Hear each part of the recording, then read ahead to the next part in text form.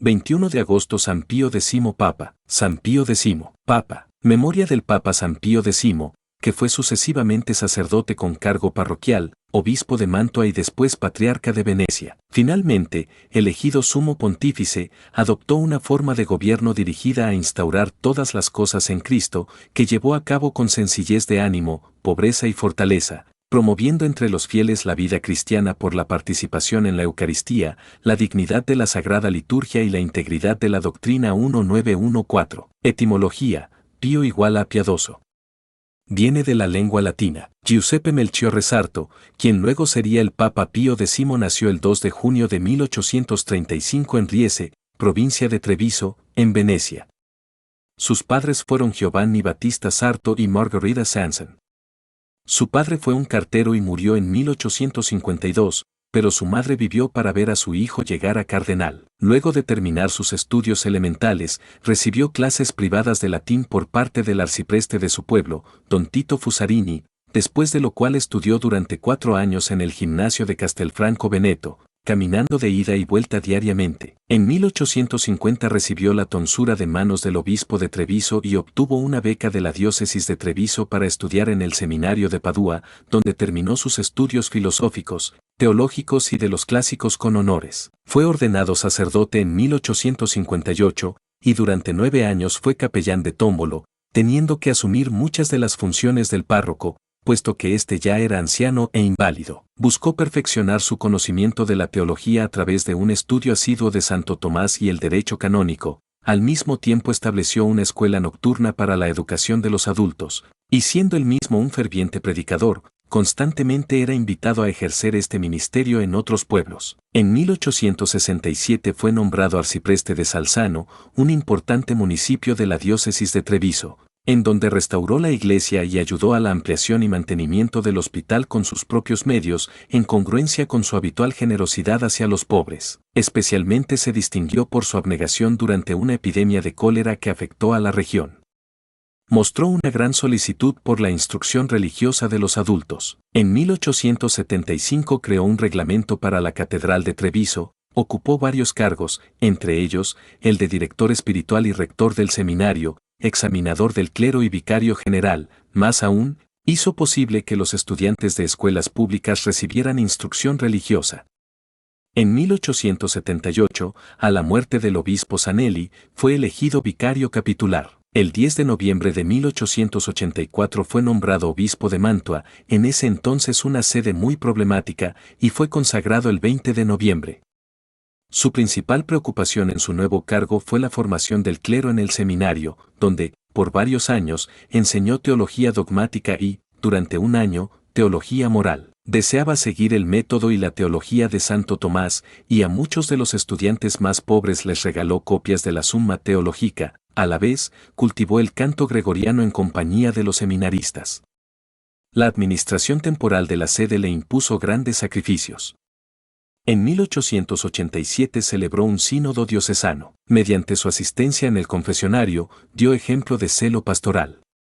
La Organización Católica de Italia, conocida entonces como la Opera dei Congressi, encontró en él a un celoso propagandista desde su ministerio en Salzano. En el consistorio secreto celebrado en junio de 1893, León XIII lo creó cardenal, con el título de San Bernardo de las Termas, y en el consistorio público, 3 días más tarde, fue preconizado patriarca de Venecia, conservando mientras tanto el título de administrador apostólico de Mantua. El cardenal Sarto fue obligado a esperar 18 meses antes de tomar posesión de su nueva diócesis, debido a que el gobierno italiano se negaba a otorgar el exequatur, reclamando que el derecho de nominación había sido ejercido por el emperador de Austria. Este asunto fue tratado con amargura en periódicos y panfletos. El gobierno, a manera de represalia, rehusó extender el exequatur a los otros obispos que fueron nombrados durante este tiempo, por lo que el número de sedes vacantes creció a 30. Finalmente, el ministro Crispi, habiendo regresado al poder, y la Santa Sede, habiendo elevado la misión de Eritrea a la categoría de prefectura apostólica en atención a los capuchinos italianos, motivaron al gobierno a retractarse de su posición original. Esta oposición no fue causada por ninguna objeción contra la persona de Sarto. En Venecia el cardenal encontró un estado de cosas mucho mejor que el que había hallado en Mantua. También allí puso gran atención en el seminario, donde logró establecer la facultad de Derecho Canónico. En 1898 celebró el Sínodo Diocesano, promovió el uso del canto gregoriano y fue gran benefactor de Lorenzo Perosi, favoreció el trabajo social, especialmente los bancos en las parroquias rurales. Se dio cuenta de los peligros que entrañaban ciertas doctrinas y conductas de algunos cristiano-demócratas y se opuso enérgicamente a ellas. El Congreso Eucarístico Internacional de 1897, en el centenario de San Gerardo Sagredo 1900, la bendición de la primera piedra del nuevo campanario de San Marcos y la capilla conmemorativa en el Monte Grappa 1901 fueron eventos que dejaron una profunda impresión en él y en su gente. A la muerte de León XIII, los cardenales se reunieron en cónclave y, después de varias votaciones, Giuseppe Sarto fue elegido el 4 de agosto al obtener 55 de 60 votos posibles. Su coronación tuvo lugar el siguiente domingo, 9 de agosto de 1903. En su primera encíclica, deseando revelar hasta cierto punto su programa de trabajo, mencionó el que sería el lema de su pontificado, Instaurare omnia in Cristo, EF 1,10. En consecuencia, su mayor atención giró siempre sobre la defensa de los intereses de la Iglesia, pero ante todo, sus esfuerzos también se dirigieron a promover la piedad entre los fieles y a fomentar la recepción frecuente de la Sagrada Comunión y, si era posible, hacerla diariamente. Decr. S. Conger. Concil, 20 de diciembre, 1905, dispensando a los enfermos de la obligación de ayunar para poder recibir la Sagrada Comunión 2 veces al mes, o incluso más. Decr. S. Conger. Rit, 7 de diciembre, 1906. Finalmente, mediante el decreto Wam Singulari, 15 de agosto, 1910, recomendó que la primera comunión en los niños no se demorara demasiado tiempo después de que alcanzaran la edad de la discreción. Fue por deseo suyo que el Congreso Eucarístico de 1905 se celebró en Roma, mientras que aumentó la solemnidad de los congresos eucarísticos posteriores mediante el envío de cardenales legados. El 50º aniversario de la proclamación del dogma de la Inmaculada Concepción fue una ocasión que supo aprovechar para impulsar la devoción a María, encíclica Ad Ium Diem, febrero 2, 1904, y el Congreso Mariano junto con la coronación de la imagen de la Inmaculada Concepción en el coro de la Basílica de San Pedro fueron una digna culminación de la solemnidad. Fuera como simple capellán, como obispo, y como patriarca, Giuseppe Sarto fue siempre un promotor de la música sacra. Como Papa publicó, el 22 de noviembre de 1903, un motu proprio sobre música sacra en las iglesias, y, al mismo tiempo, ordenó que el auténtico canto gregoriano se utilizara en todas partes, mientras dispuso que los libros de canto se imprimieran con el tipo de fuente del Vaticano bajo la supervisión de una comisión especial. En la encíclica Acervo Nimis, 15 de abril de 1905, planteó la necesidad de que la instrucción catequética no se limitara a los niños, sino que también fuera dirigida hacia los adultos, dando para ello reglas detalladas, especialmente en lo referente a escuelas adecuadas para la impartición de la instrucción religiosa a los estudiantes de escuelas públicas y aún de universidades. Promovió la publicación de un nuevo catecismo para la diócesis de Roma. Como obispo, su principal preocupación había sido la formación del clero, y de acuerdo con este propósito, una encíclica dirigida al episcopado italiano, 28 de julio de 1906, hacía énfasis en la necesidad de tener mayor cuidado en la ordenación de sacerdotes, llamando la atención de los obispos sobre el hecho de que, entre los clérigos más jóvenes, se manifestaba cada vez con mayor frecuencia un espíritu de independencia que era una amenaza para la disciplina eclesiástica.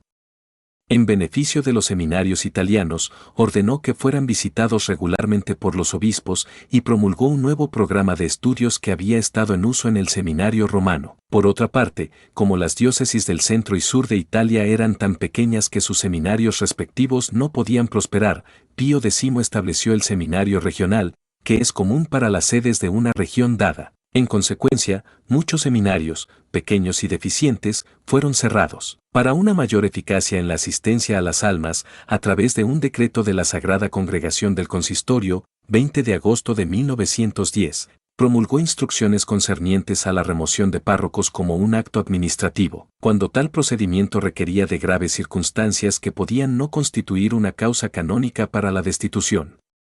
con motivo de la celebración del jubileo de su ordenación sacerdotal, dirigió una carta llena de afecto y prudentes consejos a todo el clero. Por un decreto reciente, noviembre 18, 1910, el clero había sido impedido de tomar parte en la administración temporal de organizaciones sociales, lo cual era causa frecuente de graves dificultades. Pero por sobre todas las cosas, la principal preocupación del Papa era la pureza de la fe.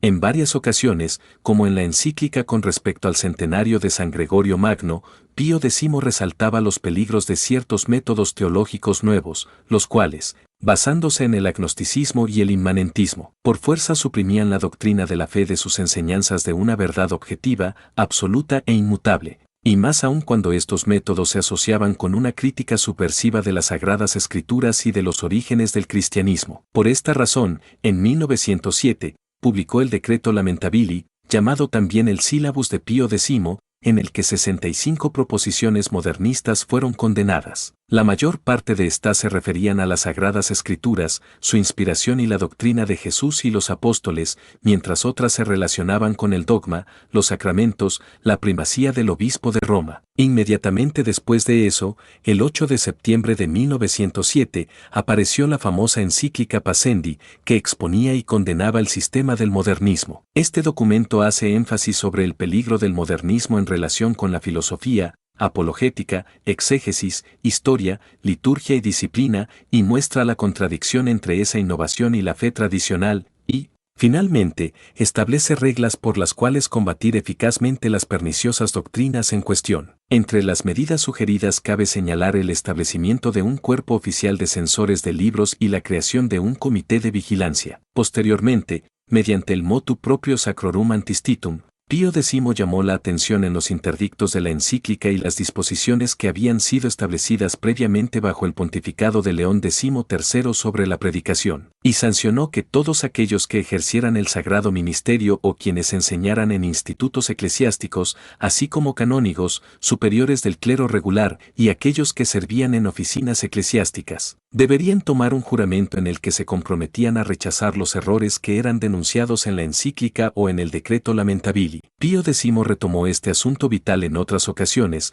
especialmente en las encíclicas que fueron escritas en conmemoración de San Anselmo, 21 de abril de 1909, y de San Carlos Borromeo, 23 de junio de 1910, en la segunda de las cuales el modernismo reformista fue especialmente condenado. Como el estudio de la Biblia es, a la vez, el área más importante y más peligrosa de la teología, Pío X deseaba fundar en Roma un centro especial para esos estudios, que les diera la garantía inmediata de una ortodoxia incuestionable y un valor científico. En consecuencia, y con el apoyo de todo el mundo católico, se estableció el Pontificio Instituto Bíblico de Roma, bajo la dirección de los jesuitas. Una necesidad sentida durante mucho fue la de codificar la ley canónica, y con la intención de llevarla a cabo, el 19 de marzo de 1904, Pío X creó una congregación especial de cardenales, de la que Gasparri, convertido en cardenal, sería el secretario. Las más eminentes autoridades en derecho canónico de todo el mundo colaboraron en la formación del nuevo código, algunas de cuyas prescripciones ya habían sido publicadas, como por ejemplo, las modificaciones a la ley del Concilio de Trento en lo referente a los matrimonios secretos, las nuevas reglas para las relaciones diocesanas y para las visitas episcopales ad limina, y la nueva organización de la Curia Romana, Constitución Sapienti Concilio, 29 de junio de 1908. Anteriormente, las congregaciones para las reliquias e indulgencias y de disciplina habían sido suprimidas, mientras que la Secretaría de Asuntos Menores había sido unida a la Secretaría de Estado. La característica del nuevo reglamento es la completa separación de los aspectos judiciales de los administrativos, mientras que las funciones de algunos departamentos habían sido determinadas con mayor precisión y sus trabajos más equilibrados. Las oficinas de la curia se dividieron en tribunales, 3, congregaciones, 11, y oficinas, 5. Con respecto a los primeros, el tribunal de signatura, constituido exclusivamente por cardenales, y el de la rota fueron revividos. Al tribunal de la penitenciaría le fueron dejados únicamente los casos del fuero interno, conciencia. Las congregaciones permanecieron casi como estaban al principio, con la excepción de que una sección especial fue agregada al Santo Oficio de la Inquisición para las indulgencias. La congregación de obispos irregulares recibió el nombre de congregación de religiosos y tendría que tratar únicamente los asuntos de las congregaciones religiosas, mientras los asuntos del clero secular serían derivados a la congregación del consistorio o a la del concilio. De este último fueron retirados los casos matrimoniales, los cuales serían ahora enviados a los tribunales o a la recientemente creada Congregación de los Sacramentos. La congregación del consistorio aumentó grandemente su importancia debido a que tendría que decidir sobre cuestiones que eran competencia de las otras congregaciones. La congregación de propaganda perdió mucho de su territorio en Europa y América, donde las condiciones religiosas habían comenzado a estabilizarse. Al mismo tiempo, fueron publicadas las reglas y regulaciones para empleados y aquellas para los diferentes departamentos. Otra constitución reciente presenta una relación de las sedes suburbicarias. La jerarquía católica incrementó grandemente su número durante los primeros años del pontificado de Pío X, en los que se crearon 28 nuevas diócesis, la mayoría en los Estados Unidos, Brasil y las Islas Filipinas, también una abadía en Ullius, 16 vicariatos apostólicos y 15 prefecturas apostólicas. León XIII llevó la cuestión social dentro del ámbito de la actividad eclesial. Pío X también deseó que la Iglesia cooperara, o, mejor aún, desempeñara un papel de liderazgo en la solución de la cuestión social. Sus puntos de vista en esta materia fueron formulados en un sílabus de 19 proposiciones, tomadas de diferentes encíclicas y otras actas de León XIII y publicadas en un motu propio, 18 de diciembre de 1903, especialmente para la orientación en Italia, donde la cuestión social era un asunto espinoso a principios de su pontificado. Buscó especialmente reprimir ciertas tendencias que se inclinaban hacia el socialismo y promovían un espíritu de insubordinación a la autoridad eclesiástica. Como resultado del aumento constante de divergencias, la Opera dei Congressi, la asociación católica más grande de Italia, fue disuelta. No obstante, inmediatamente después la encíclica Segundo Fermo Propósito, 11 de junio de 1905, provocó la formación de una nueva organización, constituida por tres grandes uniones, la popular, la económica y la electoral. La firmeza de Pío X logró la eliminación de, por lo menos, los elementos más discrepantes, posibilitando, ahora sí, una verdadera acción social católica, aunque subsistieron algunas fricciones. El deseo de Pío X es que la clase trabajadora sea abiertamente católica, como lo expresó en una memorable carta dirigida al conde Medolago Albani. También en Francia, el Sillón, después de un origen prometedor, había dado un giro que lo acercaba a la ortodoxia del extremismo democrático social, y los peligros de esta relación fueron expuestos en la encíclica Notre Charge Apostolique, 25 de agosto de 1910, en la cual los sillonistas fueron conminados a mantener sus organizaciones bajo la autoridad de los obispos. En sus relaciones con los gobiernos, el pontificado de Pío X tuvo que mantener luchas dolorosas. En Francia el Papa heredó disputas y amenazas. La cuestión nobis nominavit fue resuelta con la condescendencia del Papa, pero en lo referente al nombramiento de obispos propuestos por el gobierno, la visita del presidente al rey de Italia, con la consiguiente nota de protesta y la remoción de 2 obispos franceses, deseada por la Santa Sede, se convirtieron en pretextos del gobierno en París para el rompimiento de las relaciones diplomáticas con la corte de Roma. Mientras tanto, la ley de separación ya había sido preparada, despojando a la Iglesia de Francia y prescribiendo, además, una constitución para la misma, la cual, si bien no era abiertamente contraria a su naturaleza, por lo menos entrañaba grandes peligros para ella. Pío X, sin prestar atención a los consejos oportunistas de quienes tenían una visión corta de la situación, rechazó firmemente consentir en la formación de las asociaciones cultuales. La separación trajo cierta libertad a la Iglesia de Francia, especialmente en materia de la elección de sus pastores. Pío X, sin buscar represalias, todavía reconoció el derecho francés de protectorado sobre los católicos en el este. Algunos párrafos de la encíclica Editae Saepe, escrita en ocasión del centenario de San Carlos Borromeo, fueron mal interpretadas por los protestantes, especialmente en Alemania, por lo que Pío X elaboró una declaración refutándolos, sin menoscabo a la autoridad de su alto cargo. En ese tiempo, diciembre, 1910, se temían complicaciones en España, así como la separación y persecución en Portugal, para lo cual Pío X ya había tomado las medidas oportunas. El gobierno de Turquía envió un embajador ante el Papa.